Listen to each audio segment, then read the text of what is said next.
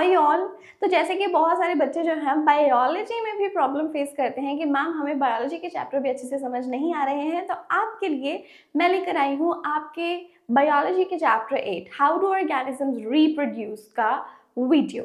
तो यहाँ पे सबसे पहले हम लोग डिस्कस करने वाले हैं एसेक्सुअल मोड ऑफ रिप्रोडक्शन। तो बेसिकली इस चैप्टर में sexual and asexual mode of reproduction है, जो कि बहुत ही ज़्यादा इंपॉर्टेंट है। तो सबसे पहले हम लोग कवर करेंगे एसेक्सुअल मोड ऑफ रिप्रोडक्शन और इसके बाद धीरे धीरे हम लोग आगे बढ़ेंगे, sexual mode of reproduction discuss करेंगे in flowers and then in human beings. लेकिन आज के वीडियो में सबसे पहले हमारा एजेंडा यही है कि हम लोगों ने बड़े ही कम समय में कवर कर लेना है एसेक्सुअल मोड ऑफ रिप्रोडक्शन। और आपको इस वीडियो को लास्ट तक इसलिए देखना है क्योंकि ये वीडियो बहुत ज़्यादा इंपॉर्टेंट होने वाला है और इसमें जो भी पॉसिबल क्वेश्चंस हैं वो मैं आपको साथ साथ बताने वाली हूँ, जो आ चुके हैं और या फिर जो आ सकते हैं। तो सारा ही वीडियो बहुत ज़्यादा इंटरेस्टिंग होने वाला है, आप बिल्कुल भी बोर नहीं होगे, ये मेरी गारंटी है। लेकिन आपको पूरी कॉन्सेंट्रेशन के साथ बैठना है क्योंकि पढ़ना है, अगर आपको समझना है चीज़ों को, कॉन्सेप्ट को रिटेन करके रखना है माइंड में, तो उसके लिए कंसंट्रेशन बहुत ही ज़्यादा ज़रूरी है। तो ऐसा कीजिए, जल्दी से अपना कॉपी ले लीजिए, अपने पास पेन ले लीजिए और बैठ जाइए पढ़ने। और इस वीडियो को स्किप मत करना, लास्ट तक देखना, सो दैट आप इस वीडियो के हर एक इंपॉर्टेंट एस्पेक्ट को कवर कर सके। तो चलिए जल्दी से हम लोग स्टार्ट करते हैं। तो चलिए स्टार्ट करते हैं with reproduction in plants. Reproduction क्या है? It is the process by which cells and organisms produce young ones of the same kind. Reproduction एक ऐसी प्रोसेस है जिसमें ऑर्गेनिजम्स अपने ही जैसे और ऑर्गेनिजम्स को जन्म देते हैं। जन्म देने की प्रक्रिया को ही रिप्रोडक्शन कहा जाता है। रिप्रोडक्शन जो है हमारे पास दो तरह की हो सकती है, sexual reproduction and the asexual reproduction. जो सेक्सुअल रिप्रोडक्शन है इसमें जो गैमीट्स हैं, गैमीट्स का फ्यूजन होता है and two parents are involved. तो सेक्सुअल जो रिप्रोडक्शन है उसमें एक मेल और एक फीमेल पेरेंट का प्रेजेंट होना जरूरी है and gametes from the male and female are fused together for the production of young ones. जबकि जो हमारी एसेक्सुअल रिप्रोडक्शन रहती है इसमें कोई भी जो है गैमीट्स का फ्यूजन नहीं है, क्योंकि इसमें सिर्फ और सिर्फ एक ही पेरेंट जो है वो इन्वॉल्व रहता है। एक पेरेंट के इन्वॉल्वमेंट के कारण यहाँ पे जो गैमीट्स हैं उसका फ्यूजन नहीं होता। तो मेन जो हम लोग सबसे पहले डिस्कस करने वाले हैं वो है एसेक्सुअल रिप्रोडक्शन। एसेक्सुअल रिप्रोडक्शन के वेरियस मोड्स हैं, जैसे कि fission, budding, spore formation, fragmentation, regeneration and vegetative propagation. ये जो सभी मोड ऑफ रिप्रोडक्शन है along with their important examples, और जो एग्जाम में क्वेश्चंस आ चुके हैं, ये सभी हम लोग इस वीडियो में कवर करने वाले हैं। तो यहाँ पे अगर हम लोग सबसे पहले बात करते हैं फिशन की। फिशन बेटा देखो दो तरह की रहती है, one is the binary fission and the other one is the multiple fission. तो ये चीज आप लोगों ने नोट कर लेनी है दैट फिशन की दो टाइप्स हैं।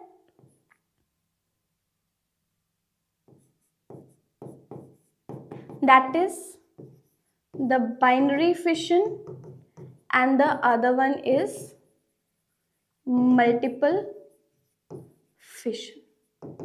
तो अगर हम लोग बाइनरी फिजन की बात करते हैं, बाइनरी वर्ड्स जो है वो टू के लिए यूज किया जाता है। तो बाइनरी फिशन जो है वो अमीबा शो करता है, it is shown by amoeba. अब हम लोग अगर इसको ध्यान से समझते हैं बाइनरी फिशन है क्या। सो फॉर यूनिसेलुलर ऑर्गेनिजम्स, हम किसकी बात कर रहे हैं? We are talking about unicellular organism. अब ये यूनिसेलुलर ऑर्गेनिजम्स क्या होते हैं, इस चीज का ध्यान दे। Unicellular, uni means one, uni का मतलब क्या रहता है? वन। जो सिंगल सेल्ड या वन सेल्ड ऑर्गेनिजम्स हैं उन्हें हम लोग बोलते हैं unicellular organism. So for unicellular organism cell division और fission leads to the creativity of new individuals. तो क्या रहता है, जो एक ही सेल है वो अपने आप को डिवाइड कर लेता है और उसी सेल डिवीजन की वजह से जो नए इंडिविजुअल्स हैं वो बनते हैं। तो एक ही सेल है ना, और उसी में फर्दर अपने जैसे और सेल्स बनाने है तो उसमें डिविजन होगी। तो यहाँ पे अगर हम लोग एग्जांपल लेकर चलते हैं अमीबा की, तो आपको पता है जो अमीबा है, अमीबा का स्ट्रक्चर जो है वो बहुत ही आर्बिट्रेरी स्ट्रक्चर रहता है। सो जो अमीबा है, अमीबा क्या करता है, ये अपने आप को डिवाइड कर लेता है। सो it is the parent amoeba, ये है पेरेंट अमीबा। और जब क्या होगा इसमें, ये जो इसका न्यूक्लियस है, सबसे पहले इसका जो न्यूक्लियस है ये इलोंगेट होगा। सबसे पहले क्या होगा, ये जो न्यूक्लियस है, इस न्यूक्लियस की इलोंगेशन होगी और इसके बाद ये जो इसका साइटोप्लाज्म है ये भी डिवाइड हो जाएगा। और जो एक अमीबा है, we have started from the one parent, और जो एक अमीबा है वो 2 डॉटर सेल्स में कन्वर्ट हो जाता है। सो यहाँ पे हमने स्टेप्स याद रखने हैं। सबसे पहले देखो जो अमीबा है, अमीबा में 2 मेन चीजें हैं, एक इसका न्यूक्लियस और दूसरा इसका साइटोप्लाज्म।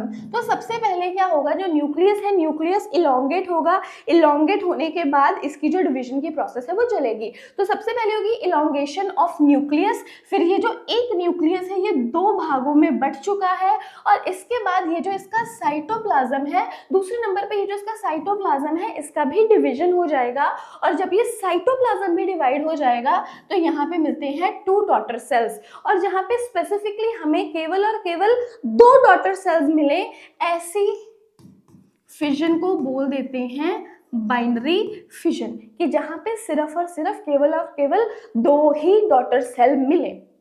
तो ये है हमारे पास पूरा का पूरा प्रोसेस, दैट कि यहाँ पे हम लोगों ने बताया भी हुआ है that in organism such as amoeba the splitting of the 2 cell during division can take place in any plane. क्योंकि इसका आर्बिट्रेरी स्ट्रक्चर है तो किसी भी प्लेन में इसका जो डिवीजन है वो हो सकता है। यहाँ पे कोई स्पेसिफाइड नहीं है भाई इसका तो जो डिवीजन है वो पर्टिकुलर इस ही प्लेन में होगा, इसका जो डिवीजन है वो किसी भी प्लेन में हो सकता है। अब हम यहाँ पे कंपेयर कर लेंगे अमीबा की बाइनरी फिशन को लेशमनिया की बाइनरी फिशन के साथ। अब देखो जो लेशमनिया है वो अमीबा के कंपैरिजन में ज़्यादा ऑर्गेनाइज्ड है। ज़्यादा ऑर्गेनाइज्ड होने के कारण ये नहीं है कि इसका जो सेल डिवीजन है वो किसी भी भाग में हो जाएगा। अगर हम लोग कहें कि जो लेशमनिया है इसका डिवीजन इस तरह से हो जाए, इस तरह से इस भाग में हो जाए, तो ये चीज़ पॉसिबल नहीं है। तो ये चीज़ जो है वो नहीं हो पाएगी क्योंकि ये बहुत ही ज़्यादा ऑर्गेनाइज्ड है एज कंपेयर टू अमीबा। तो याद रखेंगे अमीबा में जो फिशन है that fission can take place in any plane, जबकि जो हमारे पास लेशमनिया है इसकी डिवीजन एक स्पेसिफाइड प्लेन में होगी। तो स्पेसिफाइड प्लेन में देखिए जैसे अभी ये जो है यहाँ नीचे से अपने आप को डिवाइड करना शुरू करेगा और एक लेशमनिया से फर्दर जाते जाते हमें 2 डॉटर सेल्स जो हैं वो मिल जाएंगे। तो यही है हमारे पास दैट कुछ यूनिसेलुलर ऑर्गेनिजम्स ऐसे हैं which show more organisation of their bodies, जिनमें इनकी बॉडी का ऑर्गेनाइजेशन ज़्यादा है, ठीक है। तो उनमें जो फिशन है वो एक पर्टिकुलर प्लेन में ही होगी। So, binary fission occurs in a definite orientation in relation to these structure. अब यहाँ पे आपको क्या याद रखना है कि जो लेशमनिया है it is responsible for a disease named as काला अज़र, और ये CBSE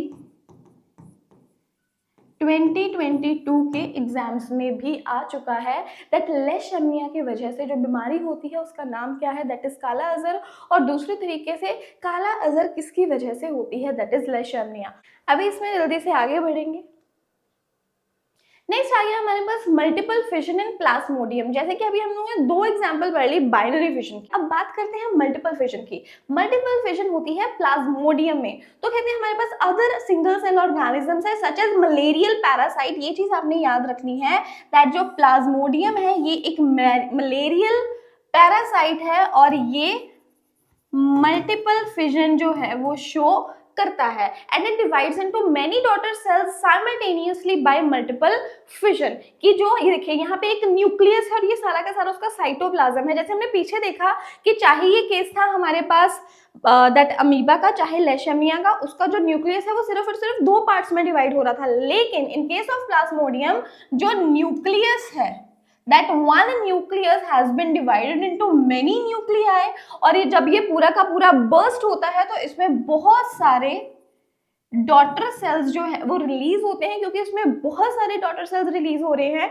इसीलिए इसको बोला जाता है मल्टीपल फिजन, क्योंकि मल्टीपल मींस मैनी, यहाँ पे बहुत सारे जो डॉटर सेल्स है वो रिलीज होंगे। तो मल्टीपल फिजन में प्लाज्मोडियम का एग्जाम्पल याद रखना, जो कि एक मलेरियल पैरासाइट है। इसके बाद हम लोग कंपेयर कर लेते हैं binary fission and multiple fission को। बाइनरी फिजन में क्या है, यहाँ पे जो डिवीजन भी होगी, बाइनरी फिजन में डिवीजन होने पर हमारे पास केवल और केवल 2 ही डॉटर न्यूक्लियाई बनते हैं, और यहाँ पे हमारे पास मेनी डॉटर न्यूक्लियाई जो बनेंगे, they are nearly of equal size. Then इसके बाद जो हमारे पास सेकेंड है, the parent cell does not break away. जो पेरेंट सेल है वो ब्रेक नहीं होता। आप देख रहे हो यहाँ पे, देखिए हम लोग कंपेयर करते हैं, ये देखो चाहे अमीबा है चाहे लेशमिया है, बस ये डिवाइड हो गया। लेकिन जो प्लाज्मोडियम है, प्लाज्मोडियम के केस में क्या हुआ, यहाँ पे जो पूरा का पूरा स्ट्रक्चर है वो बर्स्ट हो रहा है, वो फट रहा है, और उसके बीच में से जो डॉटर न्यूक्लियाई हैं वो फर्दर निकल रहे हैं। तो ये चीज है, यहाँ पे जो डॉटर, जो हमारे पास पेरेंट सेल है वो ब्रेक नहीं होता है, जबकि in multiple fission parent cell breaks away releasing many individuals at once. Examples आपको समझ में आ गई हैं, अमीबा है, इसमें लेशमिया है, और दूसरे केस में हमारे पास क्या है, प्लाज्मोडियम। इंपॉर्टेंट है, ये चीज को याद रखिएगा। नेक्स्ट हमारे पास आ गया another mode of reproduction, that is fragmentation in spirogyra. That is fragmentation in spirogyra. तो क्या रहता है, हमारे पास बहुत सारे मल्टी सेलुलर ऑर्गेनिजम्स ऐसे हैं जिनका जो बॉडी स्ट्रक्चर है वो बहुत ही ज्यादा सिंपल है। For example in case of spirogyra, spirogyra का जो स्ट्रक्चर है वो बहुत ही ज्यादा सिंपल है, मतलब एक सिंगल सेल है जो बार बार रिपीट हो रहा है। सो वी कैन से कि ये जो डिफरेंट ये जो एक जैसे सेल्स हैं बार बार मिलकर बने हुए हैं, इसलिए इसका जो बॉडी डिजाइन है वो अदर मल्टीपल ऑर्गेनिज्म के कंपैरिजन में बहुत ही ज्यादा सिंपल है।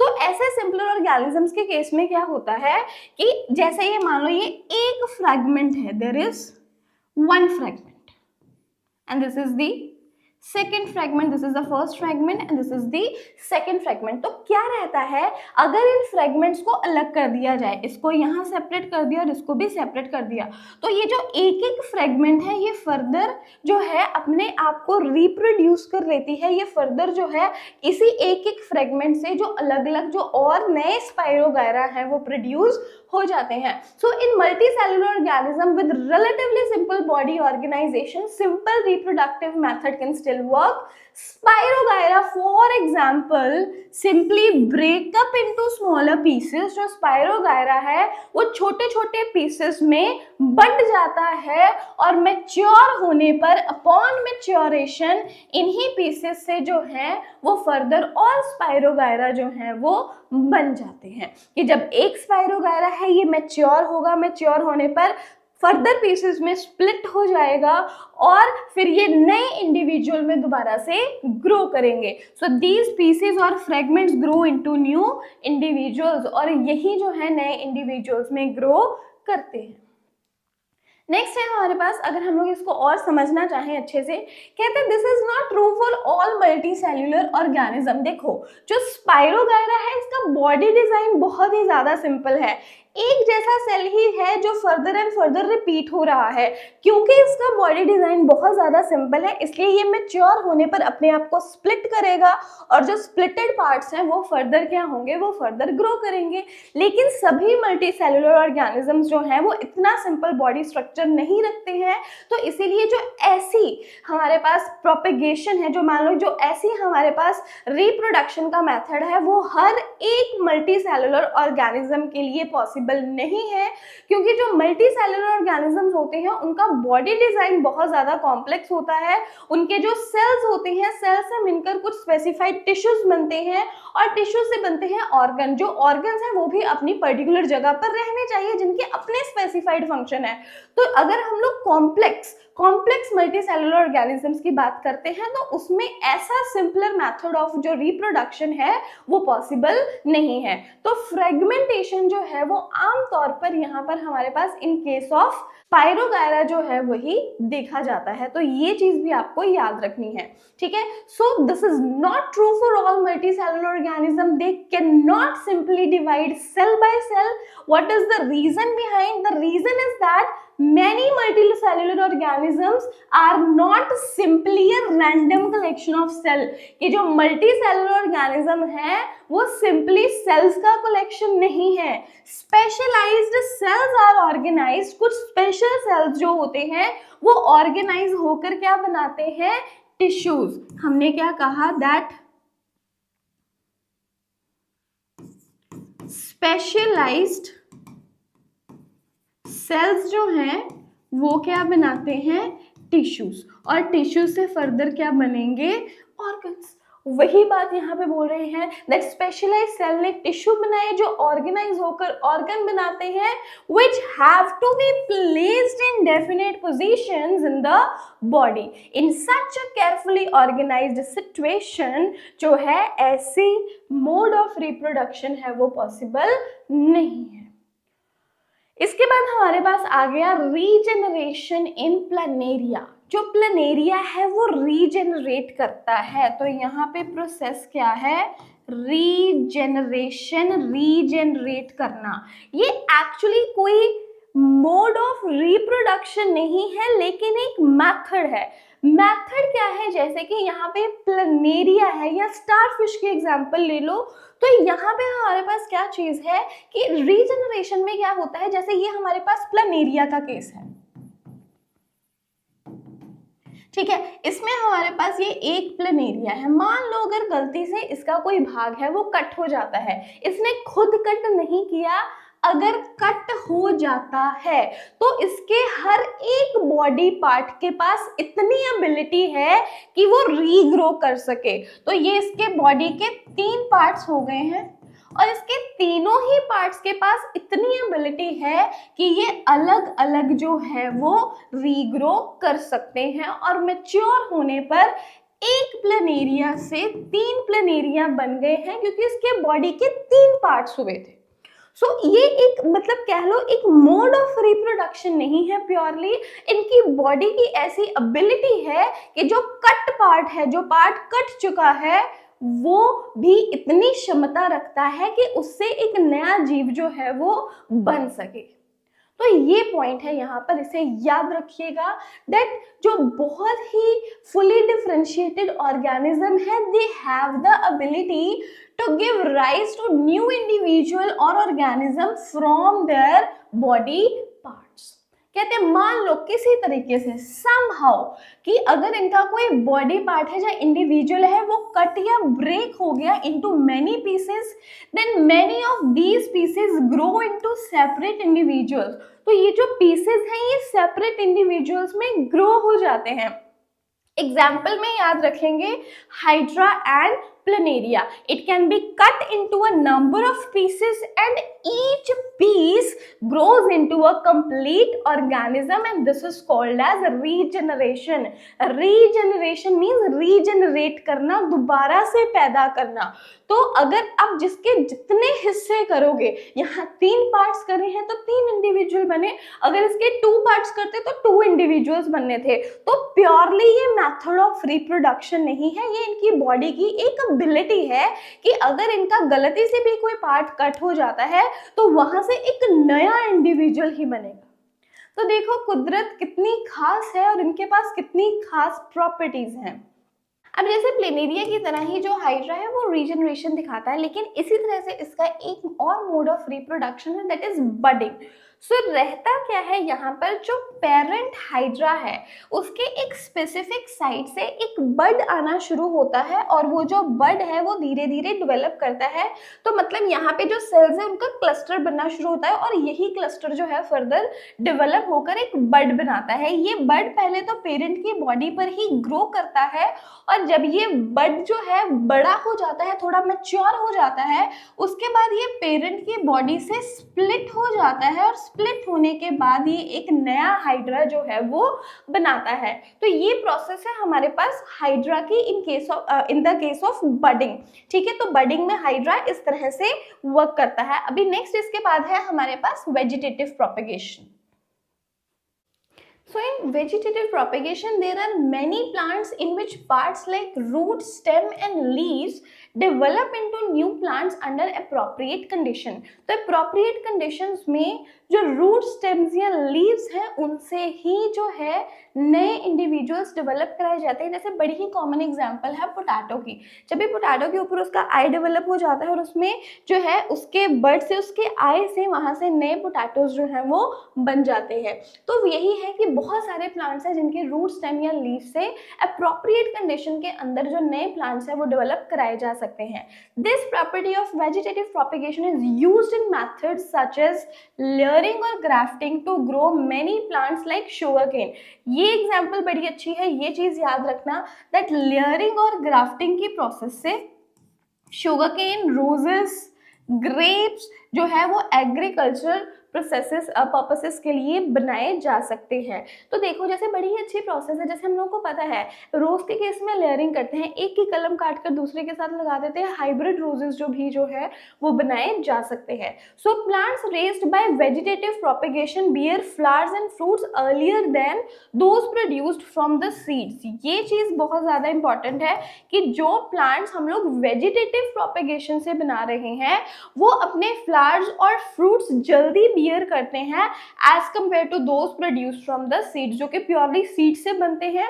उनसे पहले जो है अपने फ्रूट्स एंड जो फ्लावर है ये बियर करते हैं। इसके अलावा such method also make possible the propagation of plants such as banana, orange, rose, jasmine that have lost the capacity to produce seeds। अब ये जो बनाना है ये हमारा सीडलेस फ्रूट है, सीडलेस है, सीड की बनाने की क्वालिटी तो इसमें है नहीं। तो इसलिए जो ऐसे हमारे पास जो प्लांट्स हैं उनको भी ग्रो करवाया जा सकता है। Another advantage of vegetative propagation is that all plants produced are genetically similar enough to the parent plant to have all its characteristics। Vegetative propagation से जो plants बनते हैं वो अपने पेरेंट्स के साथ बहुत ज़्यादा सिमिलर होते हैं और वैसे ही कैरेक्टर्स जो हैं वो रखते हैं। तो अगर एग्जाम में क्वेश्चन आ जाता है को वेजिटेटिव प्रोपेगेशन की एडवांटेजेस बतानी है तो एडवांटेजेस आप बता सकते हो बड़ी ही आसानी से। 3 मार्क्स का क्वेश्चन ही आ सकता है। पहली एडवांटेज तो यही है दैट कि जो वेजिटेटिव प्रोपेगेशन के साथ प्लांट्स बनते हैं वो फ्रूट्स एंड फ्लावर्स जल्दी बियर करते हैं as compare to those which are produced from the seeds. Then दूसरा हो गया दैट इस मेथड से जो है हम लोग बनाना, ऑरेंज, रोज एंड जास्मिन ऐसे प्लांट्स को भी ग्रो करवा सकते हैं, प्रोपेगेट करवा सकते हैं जो कि अपनी कैपेसिटी है सीड प्रोड्यूस करने की लूज कर चुके हैं। इसके अलावा इसका जो और हमारे पास एडवांटेज है वो ये है कि जो भी प्लांट्स इनसे बनेंगे they all are genetically similar to their parent plant. तो इसलिए उनके जो सभी कैरेक्टरिस्टिक्स हैं वो भी उनके साथ मैच करते होंगे। तो ये 3 जो है इसकी बड़ी ही अच्छी एडवांटेजेस बनती हैं। इसके अलावा ये भी क्वेश्चन आ सकता है दैट हमें ऐसे प्लांट्स बताओ जो कि अपनी capacity to produce seeds lose कर चुके हैं, banana, orange, rose and jasmine. Then next इसके अलावा सिमिलर है हमारे पास similarly birds produced on the notches along the leaf margin of bryophyllum. Bryophyllum में जो लीफ नॉचेस के साथ बर्ड्स बनती हैं, जब ये बर्ड्स जो है जमीन पर गिर जाती हैं, सॉइल पर फॉल करती हैं, तो यहाँ से ये भी जो है वो नया प्लांट बना देती हैं। तो ब्रायोफाइलम के बेसिस पर ये जो है पिक्चर बेस्ड क्वेश्चन जो है ये भी एग्जाम्स में आ चुके हैं। देन नेक्स्ट है हमारे पास स्पोर फॉर्मेशन। स्पोर फॉर्मेशन जैसे आप देखते हो कि ब्रेड है उसके ऊपर इस तरह से मोल्ड आ जाता है और ये बड़ा ही थ्रेड लाइक स्ट्रक्चर है, हम लोग ऑब्जर्व करते हैं। So this is due to the spore formation. So इसके बाद क्या है the thread like structures that develop on the bread above the hyphae of the bread mould that is Rhizopus. ठीक है। जो ब्रेड के ऊपर ये जो इस तरह से थ्रेड लाइक स्ट्रक्चर बनता है, ये है hyphae of the bread mould और इसका नाम क्या है, राइजोपस। ये कोई रिप्रोडक्टिव पार्ट नहीं है। सो बेसिकली होता क्या है, the tiny blob on a stick structure, आप देख सकते हो इस तरह से ये स्टिक है और इसके ऊपर ये पूरा का पूरा ब्लॉब बना हुआ है। तो स्ट्रक्चर का नाम बताया, so it is a tiny blob on a stick, जैसे ब्लॉब सा बना हुआ है, स्टिक क्यूब इसको बोलते हैं। So this is a tiny blob on a stick structure are involve in reproduction, reproduction में यही इन्वॉल्व है। The blobs are sporangia, blobs क्या है, स्पोरेंजिया, इनको स्पोरेंजिया बोलते हैं। These blobs are sporangia which contains cells or spores that can eventually develop into the new rhizopus individuals। इनमें बहुत सारे cells या कह लीजिए spores रहते हैं जो कि नए इंडिविजुअल्स पैदा कर सकते हैं। These spores are covered by thick wall। ये जो spores हैं इनके सराउंडिंग में एक बहुत ही thick wall रहता है that protect them until they come in contact with another moist surface and can begin to grow। ये इनकी खासियत है, इनके सराउंडिंग में एक इतना thick cover रहता है जो कि इनको प्रोटेक्ट करके रखता है एनवायरमेंटल एडवर्सिटी से, कि इनको कोई नुकसान ना पहुंचे। जब तक कि ये एक नए मॉइस्ट सरफेस के कांटेक्ट में नहीं आ जाते हैं तब तक वो जो सरफेस है, वो जो आउटर कवरिंग है, वो इनकी प्रोटेक्शन करके रखती है। So these spores are covered by thick walls that protect them until they come into contact with another moist surface and can begin to grow। और ये दोबारा से ग्रो करना स्टार्ट नहीं कर देते। अब जैसे ही इस वीडियो पर 1K व्यूज़ आ जाएंगे वैसे ही इसके जो नोट्स हैं मैं अपने व्हाट्सएप ग्रुप पर अपलोड कर दूंगी। तो अगर आप चाहते हैं नोट्स आपको जल्दी से जल्दी मिल जाएं तो जल्दी से इस वीडियो को शेयर कर दीजिए अपने फ्रेंड्स के साथ, इसको जल्दी से पहुंचा दीजिए 1K व्यूज़ तक, ताकि मैं आपके जो नोट्स हैं उन्हें जल्दी से अपलोड कर सकूँ। इसके अलावा हमारे चैनल पर बहुत सारी इंपॉर्टेंट वीडियोज़ अवेलेबल है क्लास 10th के लिए, उन्हें भी ज़रूर देखिए और अपने फ्रेंड्स के साथ शेयर कीजिए।